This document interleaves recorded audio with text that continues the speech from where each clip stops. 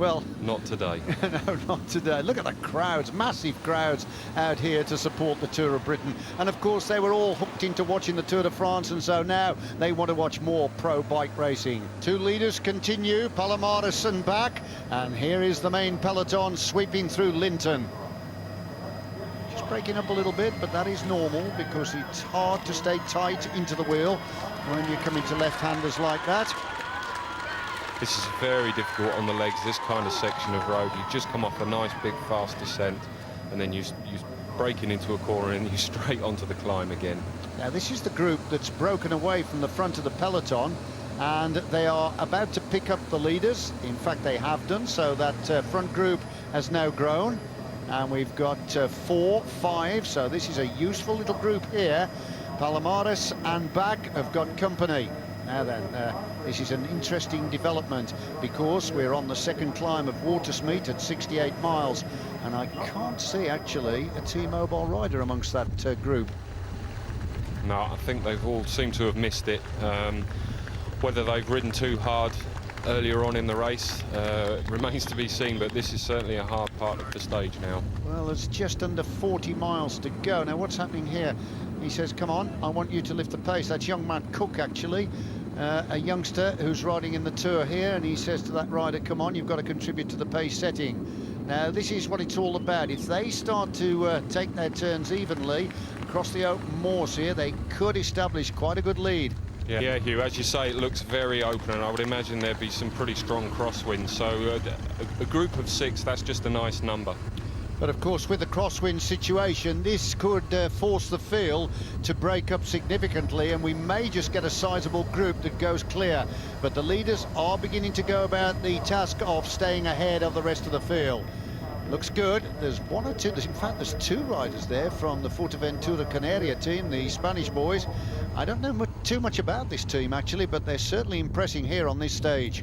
Yeah, the bunch has split into 2 there. Obviously you've got the stragglers here who are already struggling on the climb, and now they're on a very hard bit of section of road, so that split, that could create some havoc. Just getting very near to the line now. This is Watersmeet Summit, and Serge Pauwels of the Chocolate Jack team goes over the top there to collect the points. 6 points for him, that'll be useful. Cooke coming in second, and in third place it was Munoz Bannon of Fuerteventura Canarias and Berger of Agritable in 4th spot. Cavendish is there, 4th spot back in the main peloton. Now then, they've got about 40 miles to go now to the finish, and 1 more climb. This is the main field just coming over the top. The pace looks to be lifting significantly here. The lead has increased, and so has the size of the group that are ahead. There's about 31 riders now in this front posse of riders that have gone clear. A significant split. Yes, Hugh, it'll be interesting to see what the combination is. Here you can see Roger and Cav following him, and they're chasing. It seems to me that they've actually missed the split completely. Well, they are actually almost 11 minutes behind the leading 31 riders, and what's happened is they've run out of steam by trying to chase all the attacks down in the early stages. Now the leading group are heading into the streets of Taunton now. It's all about getting yourself set up for the burst for the line to try and nail down stage 2. Little probing attacks will form as riders try to go clear to avoid the sprint, because not all the riders in this group have got big, powerful finishes. And there is a good cross-representation of teams, and that's why riders can launch themselves off the front. This is Fuerteventura and Chocolate Jack representatives trying to avoid the sprint and establish a small advantage. And this looks quite promising, actually, but they're not fully committed. They're looking back, and the Chocolate Jack rider will not come through. And you can see what happens here. The rest come right back up to join them. And that looks like Pete Ruyak is down there, the leader on the hotspot sprint competition, just rolling through in second place. Tinkoff have got strong representation here as well, and they could figure strongly in the sprint, particularly Alexander Serov and Nikolai Trusov, the track riders from their junior days. They'll have lots of speed as well. These are the twists and turns that will line them up, ready for the run into the finishing running straight, and now the pace is being lifted significantly.